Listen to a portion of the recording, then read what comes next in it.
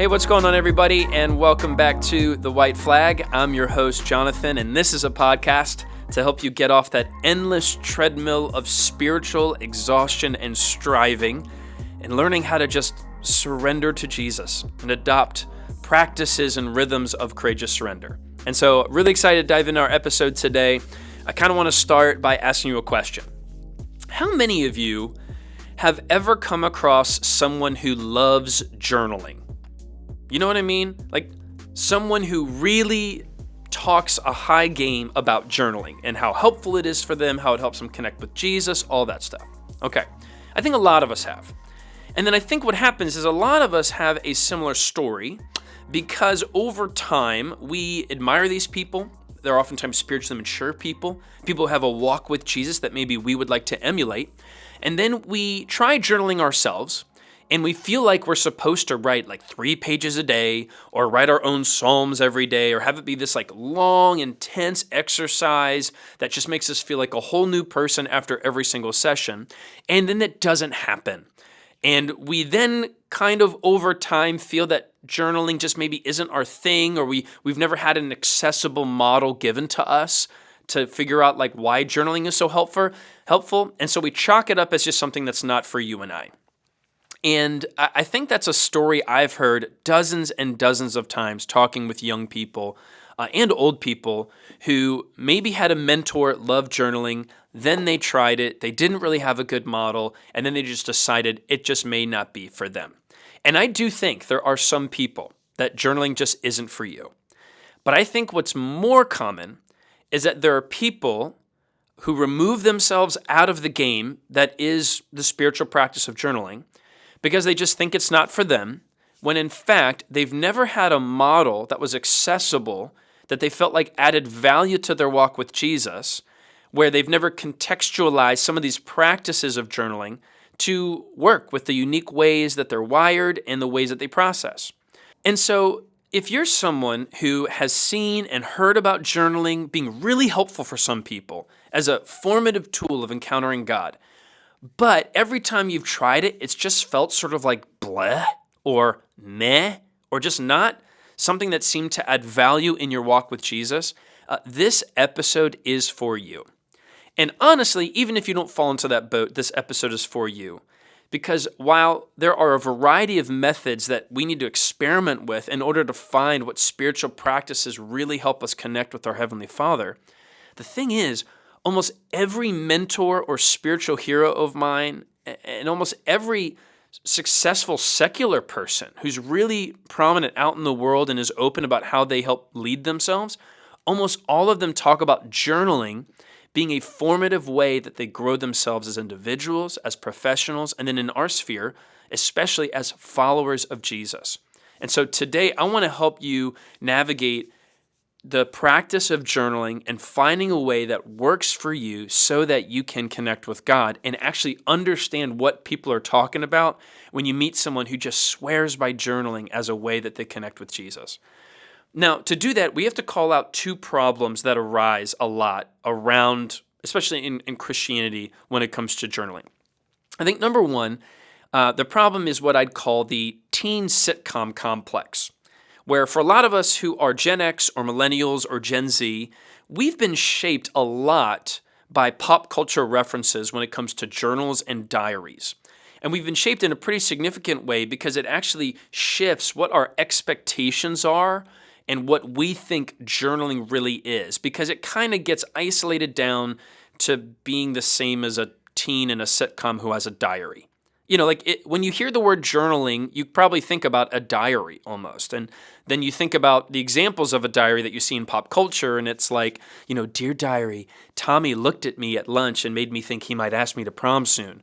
Or, dear diary, my mom and dad grounded me, now I can't go out with my friends. Or, dear diary, me and Bethany got in a fight today, now we're not sitting together at the lunch table. These are the examples that we get.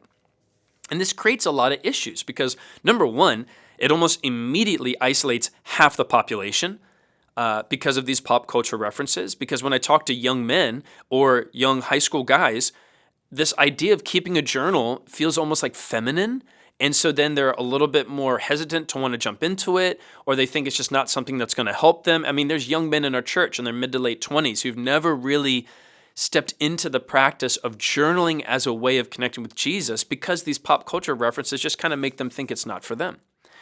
And then another issue that comes up because of this teen sitcom complex is that it minimizes journaling to become something that simply captures the events of your life that you can then reflect on later.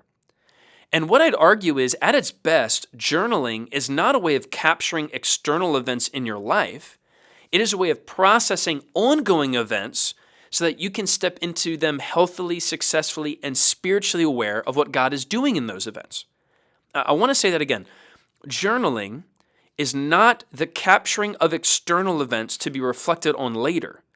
It is a way of processing ongoing events so that you can step into them healthily, successfully, and spiritually aware of how God is at work in those events. But this teen sitcom complex has sort of minimalized journaling. It's minimized what it can be, and so we just kind of write it off a lot of the times. Now, the second big problem that I think comes up for us is what I said earlier, that most of us, even if we have a healthy view of what journaling can be, a lot of us don't take the time to experiment and fail and adjust what this practice could be because we kind of take the puzzle piece of journaling, of this practice, and we take what works in the puzzle piece of somebody else's life, and then we apply it to ourselves, and then we get frustrated or discouraged when it doesn't fit the unique shape of who we are.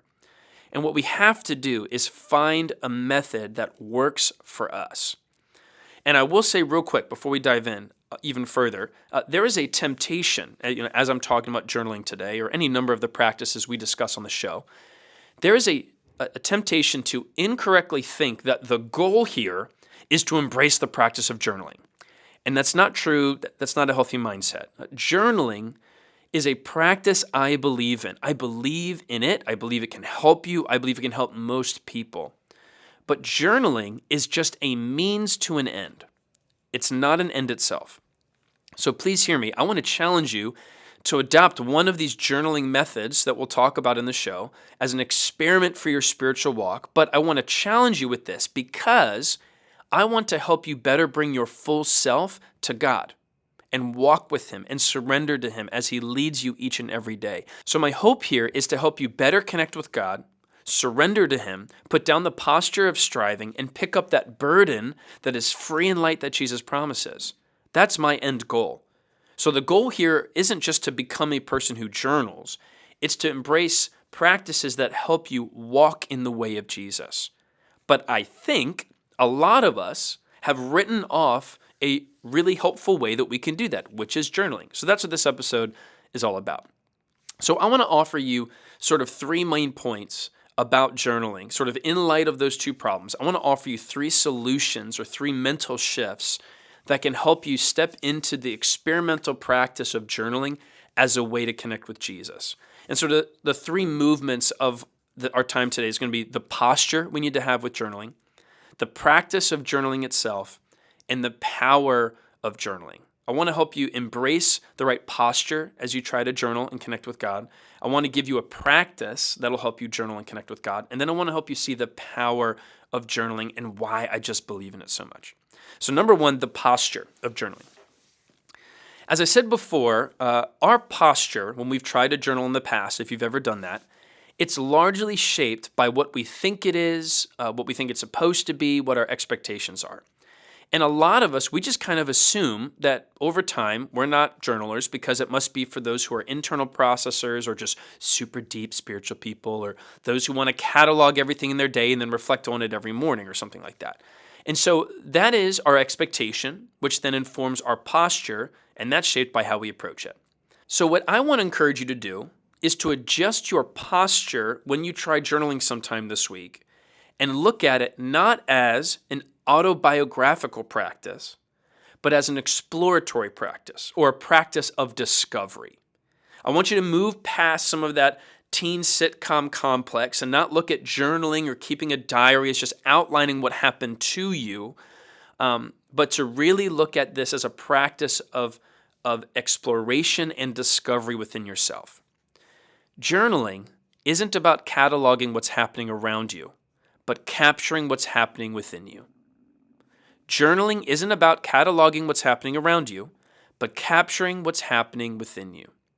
And if we want to give journaling a shot as a way of better connecting with God, we have to adopt a posture that enables us to see this whole practice is about exploring and discovering and then capturing what's going on within us and not just writing down things that happen to us. And the thing is, if that's our posture, then we actually give ourselves license to be messy. Our posture enables us to have different expectations. It allows us to get a little bit messy as we embrace the practice that hopefully helps us better connect with Jesus and bring our full selves to Him. For example, no one gets mad at a utility company for making a huge mess on the road when they have to dig through tons of concrete and dirt and sand to find the power lines or the cable lines or the water pipe that needs to get fixed. Like, that mess happens because it's from the necessary work of digging to find what they're looking for. And in the same way, we have to give ourselves permission to get messy and create a mess a little bit as we do the work of exploring and discovering what's going on within us. So for me, for example, my journal, if you were to look at it, it is not neat and tidy. It is not single-spaced with clean margins all in one line. It's not a term paper. You know, we kind of view journaling as like a term paper to God almost. The thing is, though, when you write a paper, it's all neat and tidy and perfect because you know exactly what you're going to say, and it's the final copy of all of your thoughts. But the purpose and the posture that we need to have with journaling is we are adopting a practice of discovery, where we are discovering what we think. We're exploring what's in our mind. We're inviting God in to move along with the inner dynamics of our spirit. And so I think my main point here is just release yourself from any need to be organized, coherent, or clean when you journal. The goal isn't to write in a way that someone would be impressed one day if they suddenly found your diary. You're not Anne Frank. I mean, I used to journal as if someone was going to read it, and I just feel like a super narcissist. But I would write ways as if I was trying to impress somebody. I'm like, no one's going to read this. Why did I write like this? Like, this isn't me. And so, you know, the goal here of journaling is to do the dirty work of processing and thinking and bringing all that to God. And through the act of prayerful journaling, you get to get clarity from God. You get to experience clarity within yourself and just know what's going on within you so that you can step into the moments of your day healthily, successfully, and spiritually aware of how God is at work. I mean, listen, the other day I was officiating a wedding up in Pennsylvania. And I had a few hours to kill before the wedding, so I go to the sports bar wearing a suit and tie because I had to be at the wedding in a few hours, but I wanted to watch some March Madness and enjoy some chicken wings. And the thing is, there may not be a worse meal to eat while wearing a suit and tie than chicken wings, like spicy buffalo wings. Like, there's sauce everywhere, there's ranch, food could fly everywhere. But that's what I did. I was like, I really want some wings, so I'm wearing a suit and tie. I'm sitting there eating hot wings while watching March Madness. And I was successful. Thankfully, I didn't get anything on my shirt, but it was like a high-stakes game, right? Like, I'm eating the wings knowing that in several hours I'm going to be in front of hundreds of people officiating this wedding. Yes, I realize now I should have just worn a t-shirt, but I had to go straight from there to the wedding. Anyway, stay with me here. I did not engage those wings or even enjoy them quite the same had I just showed up with the right attire. Right? Like, if I knew I was going to go watch basketball and eat wings and that was like the goal of the day, I would have worn a grungy t-shirt and some shorts and not cared if I got wings on it or on my hands or on my mouth or anything like that. Like, my posture as I engaged the wings would have been different because I knew what I was getting into. Whereas when I showed up there, I was like, oh, I guess I'll just get some food. And then I saw they had good wings. I was like, all right, I guess I'll get some wings. And I say all that because I don't want you to step into journaling with the wrong posture or with the wrong expectation. I don't want you to like tiptoe around the edges and be cautious when you journal like I had to be when I was eating chicken wings in a suit. Your posture is shaped by how you approach something. And the way you approach journaling is to know this isn't about cataloging what's happening to you. It's about capturing what's going on within you. And that's going to require some digging and moving some stuff around and being real and being messy and crossing things out and just give yourself permission to do that. That's okay. And that's the posture I want you to have with journaling.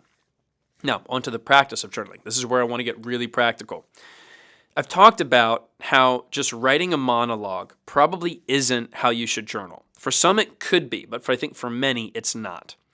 And so what I want to do is offer you what my pastor, Carl, says is the single most helpful thing I've said to him when it comes to spiritual disciplines.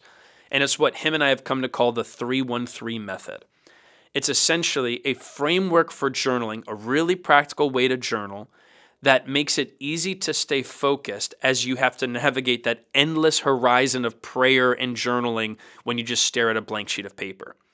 Because ultimately, prayerful journaling is you creating space to have a dialogue with yourself and God and bringing all your thoughts before God and inviting Him to shape them and correct them and direct them. But if you just have that goal, if you have the right posture, but then no practical framework, it can be super intimidating. You don't even know what to do. So the 313 method offers you a way to invite God into the process and engage with Him and explore the inner dynamics of the soul, but in a way where you actually feel like you know what you're doing a little bit.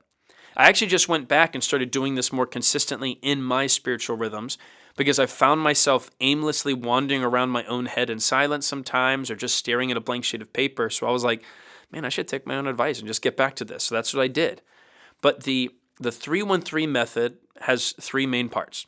Not shocking. All right. So number one, the 3 of 313 represents coming up with 3 things you're grateful for.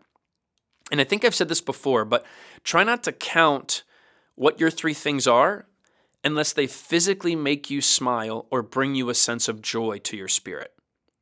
And when you develop your list, just journal about what they are, why you feel grateful for them, how have you seen God work in those things.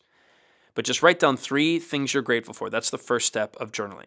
Looking back at my journal, I see things as simple as being grateful for my Ember mug, which keeps my coffee precisely at 135 degrees all morning so I don't have to reheat it.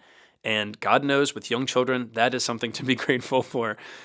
But other times, the things I'm grateful for are as complex and emotional and mysterious as thanking God for the rain on a day that I was grieving some things in my life. And I went for a walk in the rain and I was just grateful to God because it almost felt as if God was crying with me as I was grieving things in my spirit. And I just thanked Him for that.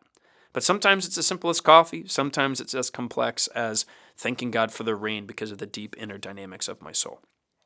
But kick off this time with gratitude. And you've heard me talk about this before, but even secular scientists point out the benefit of making gratitude a part of your daily rhythm. So this is a great way to get started. Start with 3 things you're grateful for. The second movement of the 313 method is after you come up with those 3 things you're grateful for, write down 1 thing you need God's grace for. This is an act of confession. It's when you think about one specific area that you need God's grace in your life today. I try to make this a time of confession and repentance where being rooted in the grace of God I received through Jesus, I can then shamelessly and hopefully bring my sin to God knowing I'm forgiven and just confess it to the Lord. So take a moment here in the second part of this journaling practice to just explore that confession. Why is that a struggle? What dynamics are at play that maybe are contributing to it? Where are you lying to yourself about that struggle? I mean, all these things kind of start to stir up when you invite the Holy Spirit into this time. And it's amazing where God will take your mind, where He'll make you get curious about something as we just step into this practice Jesus called us to do, to confess our sin, knowing that God is willing and able to forgive because of His grace and His love for us. So the 3 things you're grateful for, 1 thing you need God's grace for. And then lastly, the third part is to journal 3 goals you absolutely want to get done that day. The spiritual word for this part I've heard used is this phrase contending prayer, where you're going to God, where you're inviting His purposes and His leadership to guide your day, and you're contending with God for the things that are of God. And so your 3 goals are where you write down, like, God, could you help me with these things today? I want you to guide me and reframe my purposes and help me accomplish these things. Help me be disciplined. Help me be humble. Help me be interruptible for other people today. And contending prayer can go so much bigger than this. In some parts of my spiritual rhythms, I'll step into contending prayer where I'm praying for the Ukrainian crisis or unrest in a family or civil unrest in our nation. But just to keep it simple for our purposes of journaling, you can put down like contending prayer where you're asking God, in light of your goals, to help you accomplish them. And it could be something kind. The thing that you could write down here is like trying to be kind for your spouse or do a chore for your neighbor. It could be knocking off the list of to-dos at work. It could be finishing the proposal that you've been putting off and shipping it to your supervisor by end of day. But write down, what are the 3 things if nothing else, if I do these 3 things, I will crush it today and be obedient to how God is leading me. Write those down. And then at the end, just submit all that you're grateful for, all that you've confessed, all that you've contended for God's help for that day. Bring it all under the authority of God and his plan, and then boom, you're done. That's your journal, your 3-1-3 method.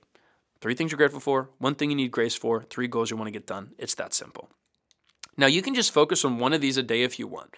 You can use journaling as a way to process competing voices in your head and make pro-cons lists and just get everything that's been burdening you down on paper. You could spend a whole session of journaling just confessing, but this 3-1-3 framework just kind of gives us something to do when we feel lost, like I said, on that horizon of opportunity that comes up when we just pray and don't have clarity of what to do. But I would encourage you, pick a practice that works for you. That's one that works for a lot of people. It works for me, and it keeps things simple. Because when we do, if we are able to have the right posture and we have a practice that works for us, when we do, you'll start to experience the power of God that can happen through journaling. And it's really, the power of this practice comes from the fact we're connecting with God and stepping into proximity with him. Remember, journaling is just a means to an end. The end goal here is that you encounter the presence and power of the living God. And for me, as I journal, there's a closeness to God I sense when I actually just spend time writing things down. And I think for a lot of us, if we do this, we'll start to sense God nudging and prompting, encouraging, challenging, and convicting us in unique ways because of just something special that happens when we bring our focused attention on a singular act like journaling. And I really believe in this more now than even when I used to do it in college. Just write paragraphs and paragraphs and paragraphs all the time. Very hormonal, college kid. I really believe in journaling because it requires us to slow down and focus on one thing at a time. I think that's really a big aspect of the power of journaling. Because journaling is an analog practice of formation in a world of digital discipleship. Listen, the power of journaling is that journaling is an analog practice of formation in a world of digital discipleship. Journaling reminds you of your own humanity because you can't write 90 words per minute with a pen and paper. You can't bounce around on tabs on your computer when you journal. You don't have all these notifications popping up when you just sit down without a phone, pen and paper, and you just journal for a little bit. Journaling is almost a way in which you can shut down the tabs of your own brain and itemize things that are in your head down on a paper so that you can bring your full self to God. It gets you outside of yourself even, and just helps you better have a different angle looking at yourself of what you want to do, who you want to become, and how you want to grow in the likeness of Jesus. And I just think journaling is so powerful because when you take away all of our digital appendages and force us back into the simplicity of journaling what's going on inside us, we start to tap into something that is both ancient and deeply human and deeply foreign because of how hurried we live in our modern world. And I think when you get into a strong rhythm of journaling, you'll more and more start to notice the hurried patterns of your life and the distracted operating procedures of your day, which then leads you to long for even more times of rest and stillness and quiet with God. And I'm just convinced that I'm convicted really that we aren't desperate for stillness with God right now, in part because we don't know what it gives us. And because we don't know what it gives us, we don't realize what we're missing out on. But journaling is a way by which we can start to learn how to just be still with God while still doing something, because many of us are so terrible at doing nothing.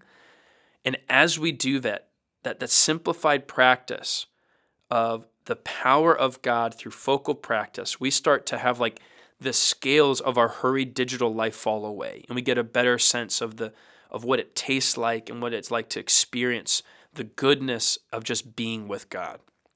And so I really think that's the power of journaling. It's not just that we're encountering God, but it's almost a practice of counter formation against those distracted operating procedures that you and I live with every single day. That's why I love it so much. I notice I operate slower, I walk slower, I'm slower to speak, I'm quicker to listen when I step into practice of journaling. So there you go. That's it. The posture, the practice, and the power of journaling. I hope you take a risk this week to give that 313 method a try. As always, I'd love to hear how God uses this, if at all. You can contact me on my website, jonathanmoynihan.com, or sliding in my DMs on Instagram, jonathan.moynihan. But I would love for you to give this a shot and just push back against that lie of, I guess I'm just not a journaling person, and really step into seeing, hey, let's find an accessible method that works, stick to it for a while, be real, get messy, and see how God draws near when you bring your full self to Him. Thanks so much for sticking it out with me. I appreciate you listening, and we'll be back next week with an interview. Excited for you to hear. In the meantime, be well, and I'll talk to you guys soon.